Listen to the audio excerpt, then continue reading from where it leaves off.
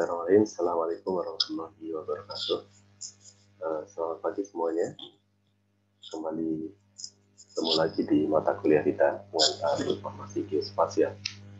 Ya, hari ini sudah memasuki minggu ke-10. Artinya kita sudah melewati setengah dari perkuliahan kita. Dan kali ini kita akan membahas tentang beberapa perangkat lunak yang nantinya Anda akan pakai ketika belajar tentang geomatika. Ya. Kita belajar geospasial di Departemen Teknik Geomatika. Nah, beberapa perangkat lunak ini mungkin nanti ada beberapa yang sebagian besar ya itu masih awam. Itu Anda tidak perlu khawatir karena nanti dengan berjalannya waktu gitu ya, beberapa perangkat ini akan Anda kenali dengan sendirinya. Jadi kalau kita lihat, jadi perangkat lunak yang digunakan di departemen kita itu bisa kita bagi ya dalam 5 grup besar. Yang pertama itu adalah surveying dan kadaster. Ini sesuai dengan laboratorium yang kita miliki. Yang kedua geodesi and geomatics, geodinamik, kemudian geospasial, geomarin, dan geoinformatik.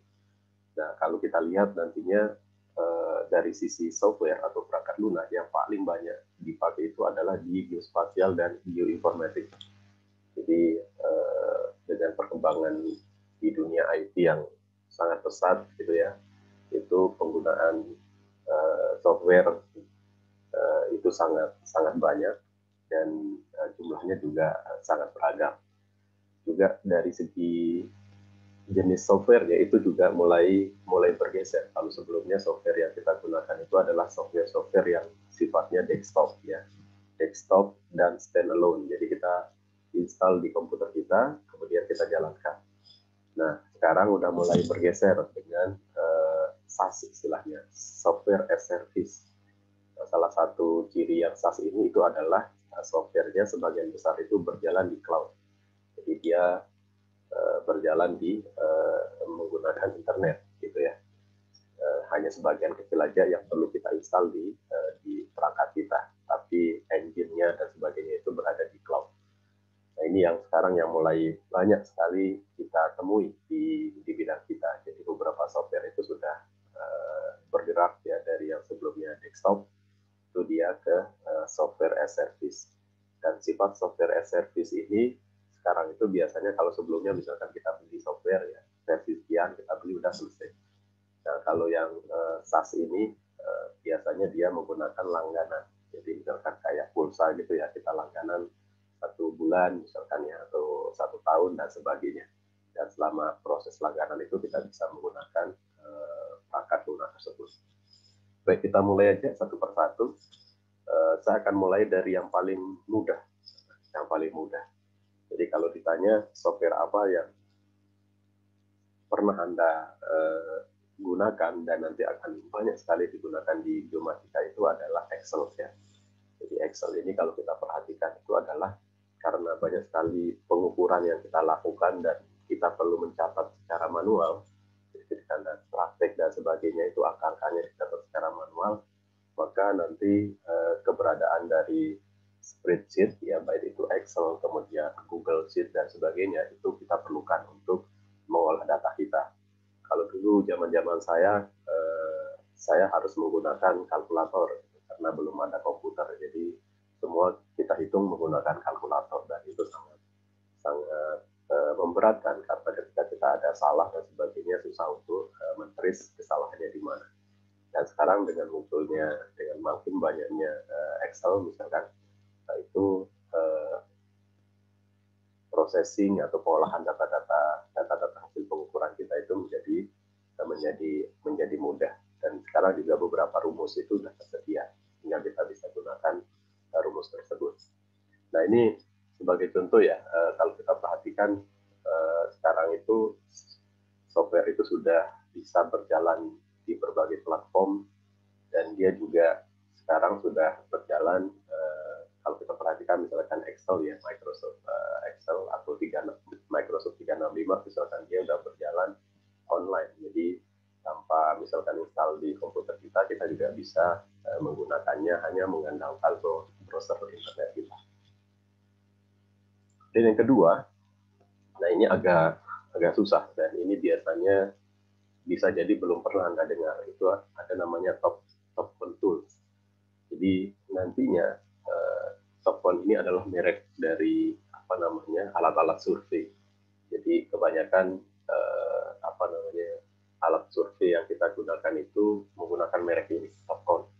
Sehingga untuk memproses datanya, misalkan kita ingin unduh datanya, kita proses di komputer kita, itu kita menggunakan software bawaan dari hardware-nya. Jadi kita menggunakan yang disebut dengan Topcon Tool, gitu ya. Dan ini juga nanti pelan-pelan kita akan belajar menggunakan beberapa software yang diperlukan. Ada yang software yang perlu Anda install di komputer, ada yang tidak perlu. Jadi cukup misalkan di komputer lab dan sebagainya. Kemudian selanjutnya itu adalah software Gamit. Nah, ini juga salah satu software yang saya kira belum pernah Anda dengar sebelumnya. Dan ini kalau saya perhatikan, saya termasuk bukan pengguna untuk Gamit ini.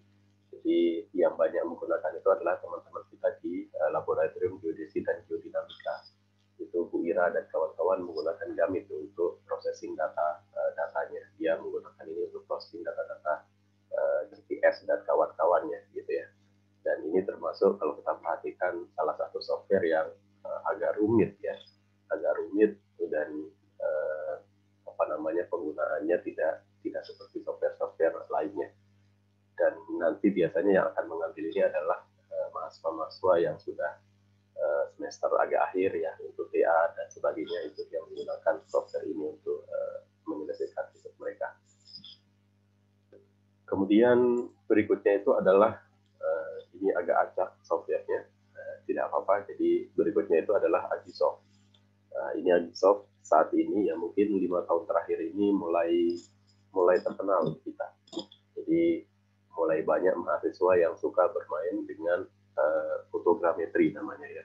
Nanti Anda fotogrametri itu salah satunya misalkan Anda menggunakan drone ya. Menggunakan drone, kemudian ada kameranya, baik yang metrik maupun tidak metrik gitu ya. Itu memotret dari atas, kemudian nanti dengan alat ini dia bisa diproses, termasuk mengkompilasi data-datanya. Dan ini saya lihat banyak sekali mahasiswa yang suka menggunakan Agisoft ini karena softwarenya termasuk sangat-sangat powerful untuk memproses data-data hasil foto udara. Nah, selanjutnya adalah ini juga pesan khusus dari saya. Jadi bahwa ketika kita belajar tentang banyak sekali software gitu ya, di geomatika itu ada satu software yang bisa dipakai untuk banyak hal. Tapi tentunya untuk memakainya perlu belajar. Jadi kita perlu belajar coding dan sebagainya. Dan kita menggunakan MATLAB di sini. Nah, nanti kalau Anda perhatikan di ITS itu banyak sekali departemen atau jurusan yang menggunakan MATLAB ya. Tidak hanya kita, teman-teman elektro, kemudian matematika, statistik dan sebagainya itu menggunakan MATLAB untuk membantu mereka menyelesaikan masalah-masalah yang akan yang dihadapi ya. Jadi dia menggunakan MATLAB, dan ini juga license-nya kita memiliki license ini dari ITS. Dan saya harap nanti terutama Anda yang cenderung misalkan nanti ingin menjadi peneliti, misalkan menjadi peneliti di lembaga-lembaga penelitian di Indonesia atau menjadi dosen dan sebagainya, itu atau paling tidak ingin kuliah lagi ya, ingin kuliah S2 gitu ya, itu biasanya kemampuan ini diperlukan. Jadi Anda perlu untuk menguasai MATLAB ini. Kemudian software berikutnya itu adalah AutoCAD. Jadi kalau yang tadi MATLAB wajib Anda kuasai, nah berikutnya itu yang wajib itu adalah ketika Anda belajar di geomatika itu adalah AutoCAD. Jadi AutoCAD ini banyak dipakai oleh jurusan lain, misalkan arsitektur ya, arsitektur dia memerlukan AutoCAD, sipil memerlukan itu. dosen di bawah Fakultas Teknologi Kelautan, ya, teknik sistem perkapalan, teknik kelautan, untuk apa namanya alat bantu mereka untuk mendesain produknya mereka, itu mereka menggunakan AutoCAD. Nah, ini biasanya nanti Anda ketika selesai praktikum gitu ya, udah ada datanya, kita perlu plotting istilahnya ya, kita perlu gambar datanya. Kalau dulu kita gambar dengan tangan kita gitu ya, sekarang di AutoCAD kita bisa gambar hasil dari pengukuran yang kita lakukan. Nah, di sini juga harus kita perhatikan bahwa di AutoCAD ini banyak sekali toolset ya, toolset yang berbeda-beda. Jadi untuk arsitektur berbeda, kemudian electrical berbeda, kemudian mechanical design dan sebagainya itu berbeda. Nah, yang kita akan gunakan itu Map 3D. Dulu namanya AutoCAD Map namanya. Ya, sekarang tadi saya cek itu dia namanya cuma satu AutoCAD, cuma nanti ada toolset yang spesifik kita menggunakan Map 3D. Ini untuk menangani data-data geospasial. Dan biasanya ketika Anda lulus nanti salah satu software yang pasti Anda kuasai itu adalah AutoCAD ini. Kemudian berikutnya itu adalah ArcGIS. ArcGIS. Jadi dulu ketika saya belajar tentang software-software yang mungkin terbatas ya, tidak hanya dari software-nya, tapi dari komputer kita yang kemampuannya terbatas, hanya beberapa software yang bisa kita install gitu ya di komputer kita. Nah, ini adalah salah satu software yang sangat saya kagum dulu. Jadi namanya dulu ArcView namanya. Nah, sekarang namanya ArcGIS. Dan ini juga salah satu software yang saat ini banyak sekali digunakan di berbagai tempat, baik itu di industri geospasial maupun di lembaga-lembaga penelitian. Jadi kalau kita perhatikan ini, di ArcGIS ini adalah software yang dikeluarkan oleh perusahaan namanya Esri, ya, esri.com. Ya. Ini websitenya esri.com. Ini bisa untuk banyak hal, tidak hanya untuk kepentingan kita. Misalnya Anda ingin mendesain jaringan telekomunikasi misalnya, kemudian utilitas pipa dan sebagainya, itu dia bisa menggunakan ArcGIS ini. Dan saat ini ArcGIS ini dia tidak hanya berjalan di desktop, sekarang dia juga berjalan di sisi lain, termasuk yang seperti yang saya sampaikan di awal tadi, itu adalah dia berjalan sebagai software as service. Jadi ini di belakang saya ini ada beberapa, misalkan ada ArcGIS Online, kemudian ArcGIS Pro, kemudian ArcGIS Enterprise, ArcGIS dan seterusnya. Jadi Anda bisa lihat di sini. Jadi banyak sekali ya fasilitas yang disediakan, termasuk ketika kita ingin membuat aplikasi, misalkan aplikasi Android, misalkan terkait dengan geospasial, itu kita bisa memanfaatkan ArcGIS ini. Dan kebetulan di ITS Anda bisa memanfaatkan data software ini nanti secara gratis, karena kita adalah salah satu dari sedikit kampus yang punya kerjasama khusus dengan PT Esri Indonesia untuk memanfaatkan software ini di bidang pendidikan. Nah, selanjutnya adalah QGIS atau Quantum GIS. Nah, Quantum GIS sebenarnya mirip sekali dengan yang tadi, yang ArcGIS. Cuman kalau yang Quantum GIS ini dia free. Dia adalah free and open source software.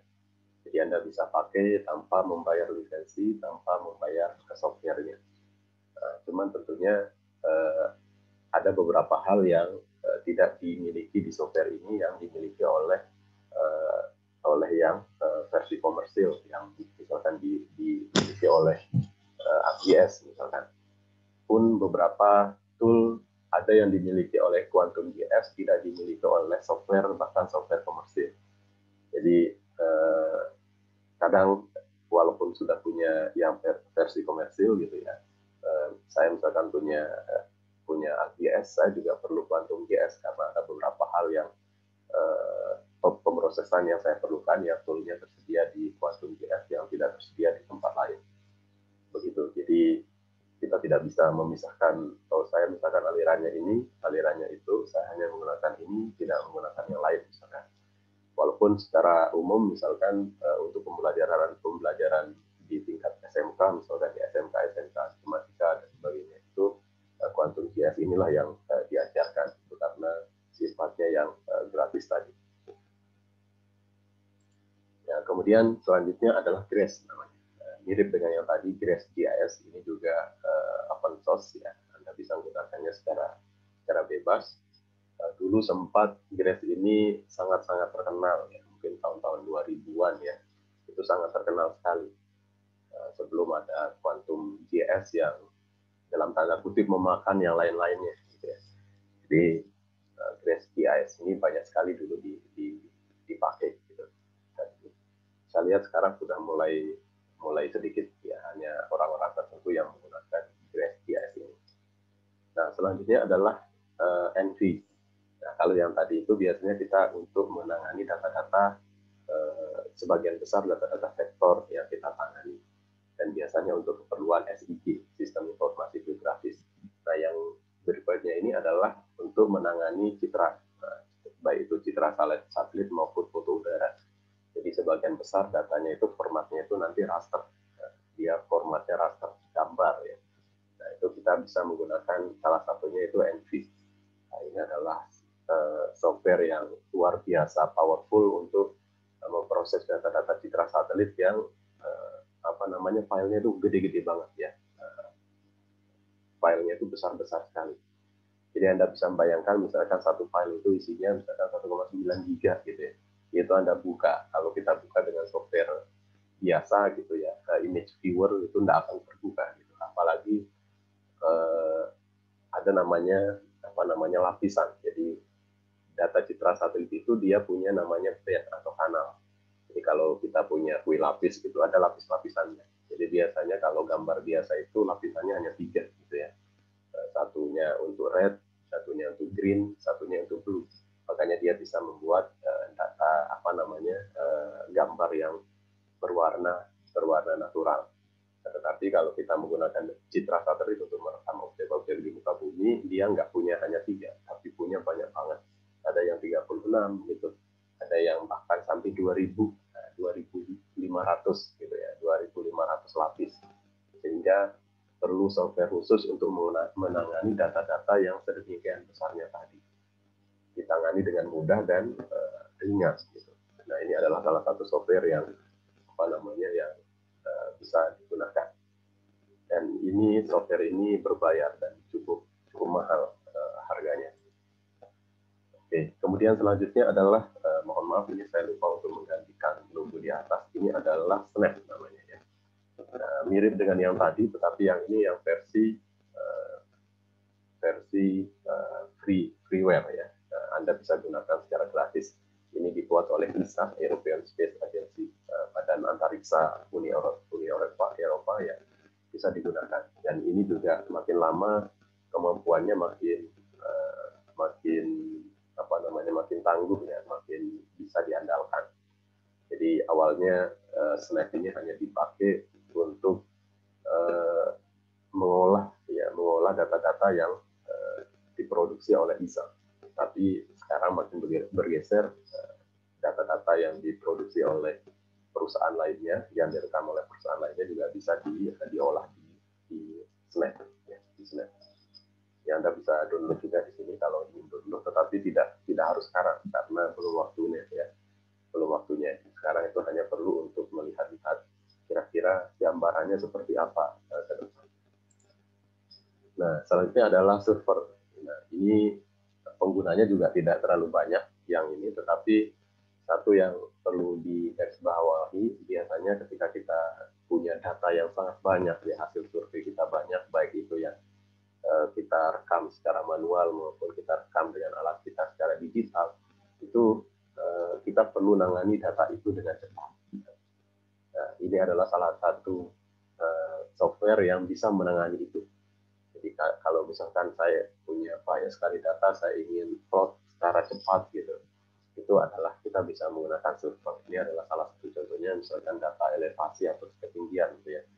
Ini saya garis misalkan yang merah ini, kemudian yang merah ini saya lihat dari sampingnya, maka bentuknya seperti yang di belakang saya. Ini namanya profile. Jadi dia bisa ketahuan pada jarak berapa, tingginya berapa. Ini sangat mudah dipakai. Software ini sangat mudah dipakai. Kemudian di akhir ini mungkin Anda perlu juga tahu. Jadi tadi malam saya melakukan komparasi beberapa software yang biasa kita pakai. Jadi yang pertama itu adalah dari segi mudah atau tidaknya dipakai. Jadi usability score berdasarkan kemudahan pemakaiannya. Ini adalah, tapi di sini khusus untuk software-software yang terkait dengan GIS. Dia terkait dengan GIS. Jadi software lainnya tidak ada tidak ada tool untuk membandingkannya.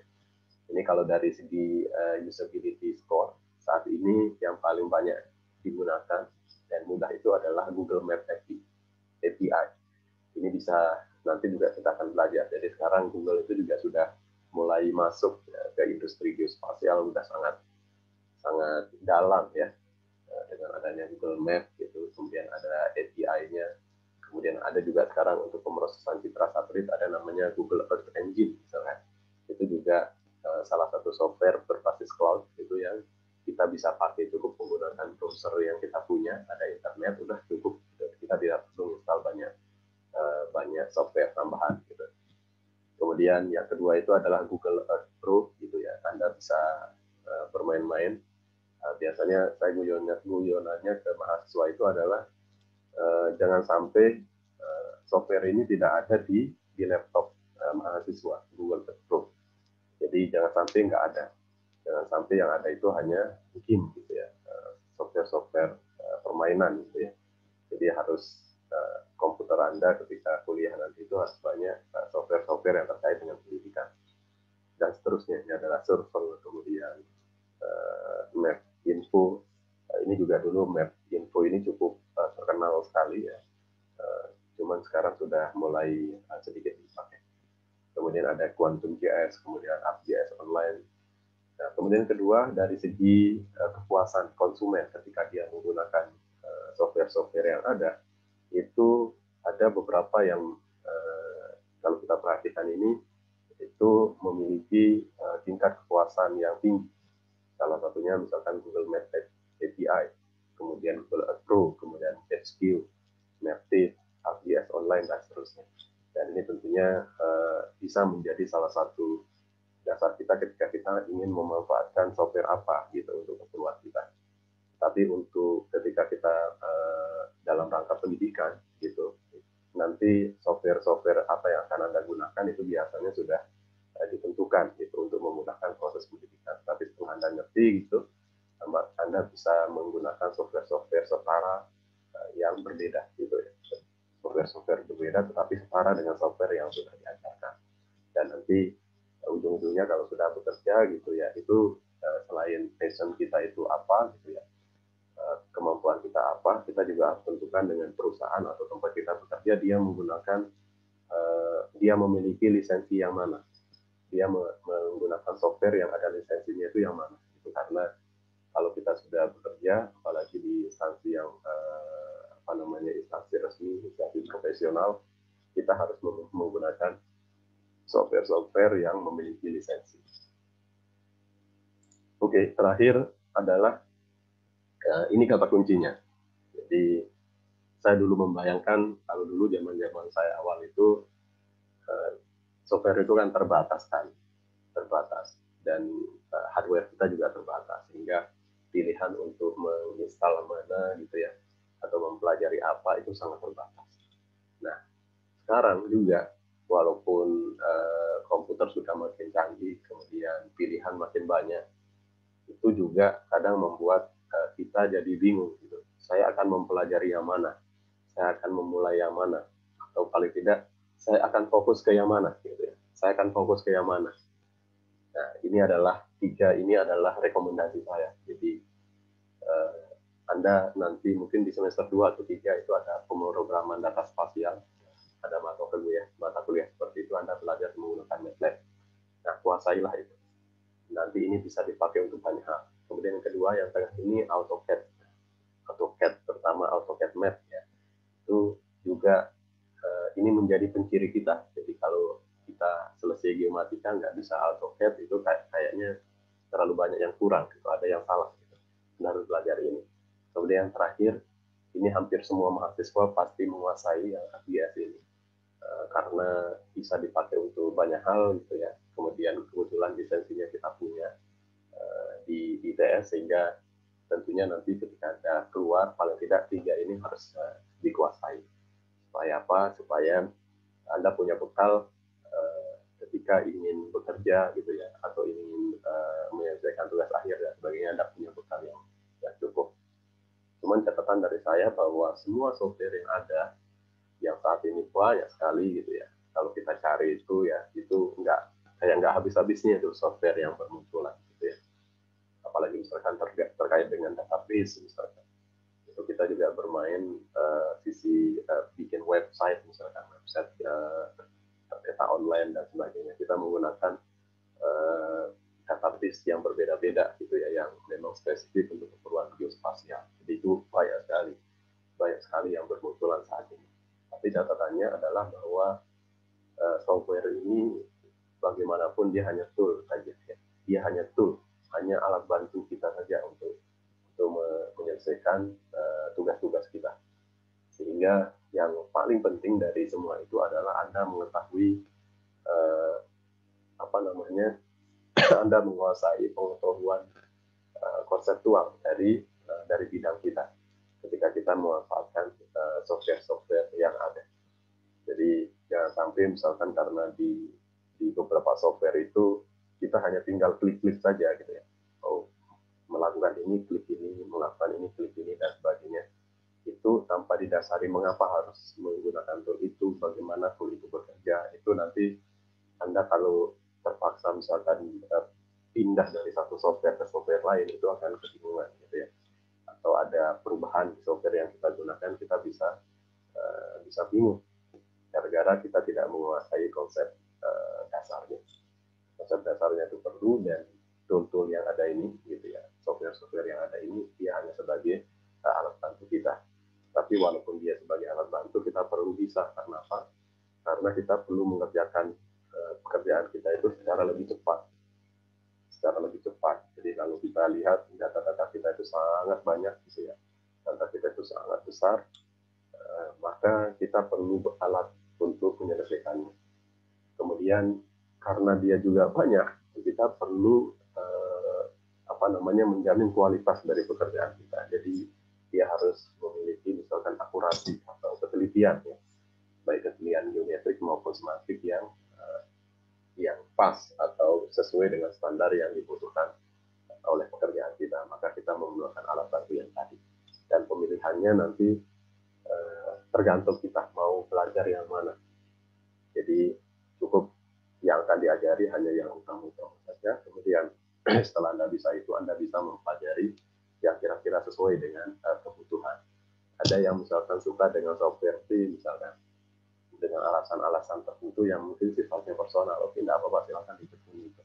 Dan menekuni satu software dan Anda jago di satu software itu jauh lebih bagus daripada bisa banyak software tetapi nggak jago.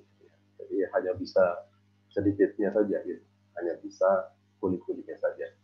Nah itu tidak terlalu bagus. Jadi Anda perlu memilih beberapa, tapi Anda fokus di situ, dan itu akan lebih kuat dan lebih banyak manfaatnya untuk karir Anda nanti. Baik, mungkin itu dulu. Kita akan lanjutkan dengan tanya jawab. Baik, sekian. Assalamualaikum warahmatullahi wabarakatuh.